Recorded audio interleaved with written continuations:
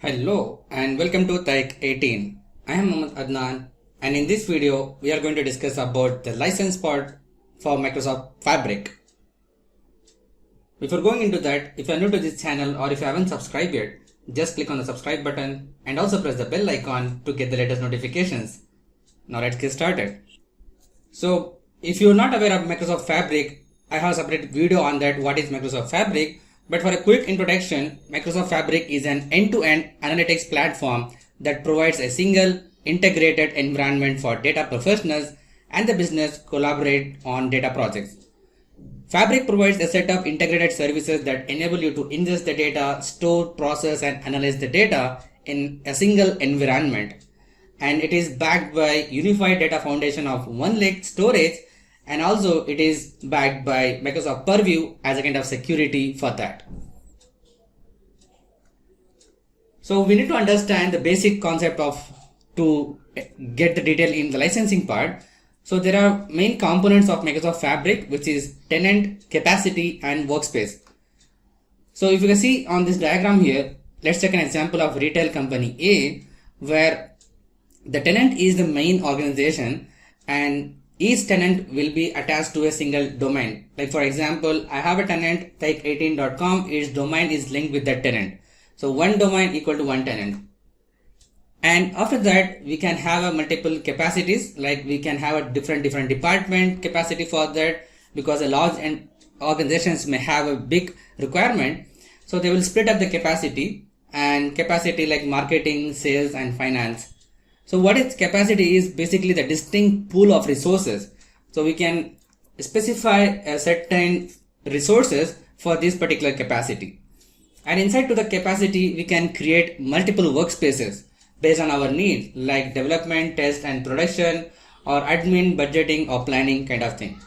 So these workspaces, inside to that, we can create multiple Fabric items like Power BI, data set, data flow, data factory and data engineering, data science items inside to that.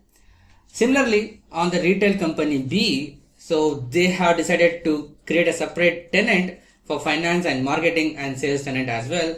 So it can also be done based on that scenario. With Fabric, your bill is determined by two variables basically. So it is not a single license, it's actually split into two different things. The amount of compute you provision and the amount of storage you use. So basically the compute and storage, they have separated in Fabric, because compute is basically what you're interacting with the report and developments for your things, and the storage is basically the Azure Data Lake storage, what it is there. So Fabric capacities are priced uniquely across regions. So you need to make sure what is the cost for your region, and billing is per second with 1 minute minimum. So you can just turn it on and turn it off based on your need, and it just required as minimum as 1 minute as a billing period. So one leg billed at pay as you go rate. So one leg is basically the storage of this. So we are going to discuss about one leg in our future videos.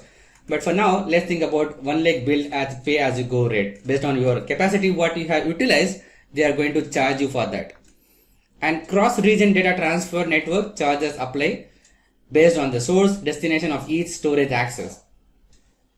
So if you want to data transfer from one region to another region, even though the concept of Fabric is to have one single lake in order to store your data, but if you want to transfer the data from one region to another region, then the separate charge may occur for that. So capacity is to compute Azure ADLS data lake storage. Gen 2 is to store the data and files. So basically there are two types of licenses what we have. Organizational license, which is PPU and capacity. So PPU is nothing but premium per user, what we usually have in Power BI.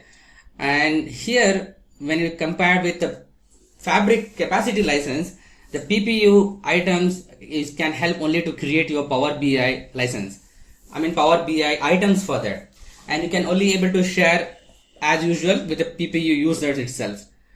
So there is no change on that. Whereas in the Fabric capacity, used for all Microsoft Fabric features, like you can create data factory items, data engineering items, everything you can create inside to that. And not only that, you can also connect with other Fabric items, and also you can share with other Fabric license holders. So these are the license type what we have, and it actually converts like F series. So usually in Power BI we used to have like P series, P1, P2, P3, P4 and P5. Similarly, we have it here as a F series, F2, F4, F8, F16 until F2048. So this is basically the capacity units, how many capacity units they are going to assign for this particular SKU.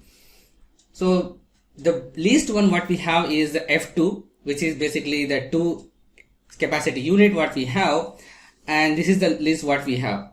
Now when you look into this F64, which is basically this P1, which is premium Power BI premium 1 feature what we have, it actually compares the same value inside to that. So SKUs that are smaller than F64 requires a pro license to consume Power BI content. Yeah, it actually makes sense. Like if you have Power BI premium license, then you don't need to have any Power BI pro license to consume the Power BI content. Only for the developers you need a Power BI pro license. Similarly, if you have a F64 and above, then you don't need any Power BI pro license to consume the content, not to develop the content, not to publish the content. But below to that, if you have like F2, F4, F8, then you need a separate Power BI Pro license even for to view the report. Power BI Premium P SKUs support Microsoft Fabric, and A series and EM SKUs don't support Microsoft Fabric. So the license which covers A series and M, which doesn't not support Microsoft Fabric. It means you can have a Power BI features items inside to that, but apart from that, like data factory, data engineering, machine learning, everything you can't able to access that. If you are purchasing a Microsoft Fabric license for your organizations, ensure you purchase at least one pro license for your organizations. The reason for that is to publish the report into Power BI service and everything. Regarding the price for these SKUs, you see the F2, which is the least one, which cost around pay as you go hourly, is $0.36 US. Like I said before, you just need to make sure that the region will change the pricing for this. You also need to make sure this is basically the US pricing, and you need to make sure about what price you are looking for. And if you take for the monthly, it costs around like $263 US, which is reasonable for that. And as they refer to here, F64, which is the P1, but P1 is basically the $5,000 US per month, but here it goes like 8,400, which is basically makes sense because it also involves other things like data factory, data engineering, and machine learning and everything. So by considering that, it makes sense to do that. But here, if you just want to try it out, then you can just go ahead with the F2 license, I can say, because it is very much cheaper when compared to other things here. And even if you have a less number of like 100 or 50 users and you want to try Fabric inside to your organization, then you can definitely go with F2 license with Power BI Pro licenses. So you can buy 50 Power BI Pro license for 50 users, and 50 into 10 is 500, and then you can just buy this 262. And this is for the only for compute cost. So the Azure Data Lake storage, that's a separate cost which may incur. So it can comes around like $800 US per month. So that's reasonable for this kind of amazing features what we get. So what's coming up? So later this year we will introduce an Azure reservation commitment model with an 1-year commitment for Fabric capacities, which will make the price comparable or equivalent to Power BI premium capacities.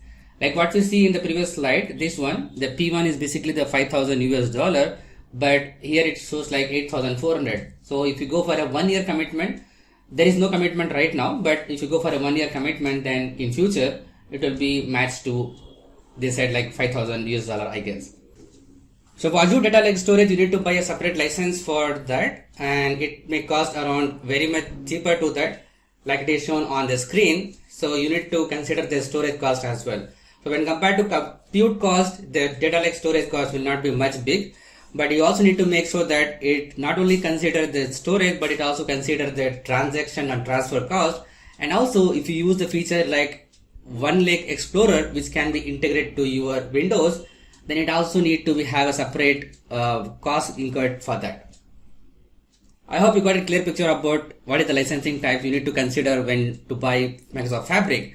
But before to that, if you still have a trial version to try it out, I recommend you to try out the trial version, which is available free for 60 days. You can just try it out the features, and then you can make a call which license you need to buy. So if you like this video, just hit the big thumbs up button. If you're new to this channel or if you haven't subscribed yet, just click on the subscribe button and also press the bell icon to get the latest notifications. But make sure to turn on the notification on your devices. Thanks for watching. Keep learning. See you in the next video.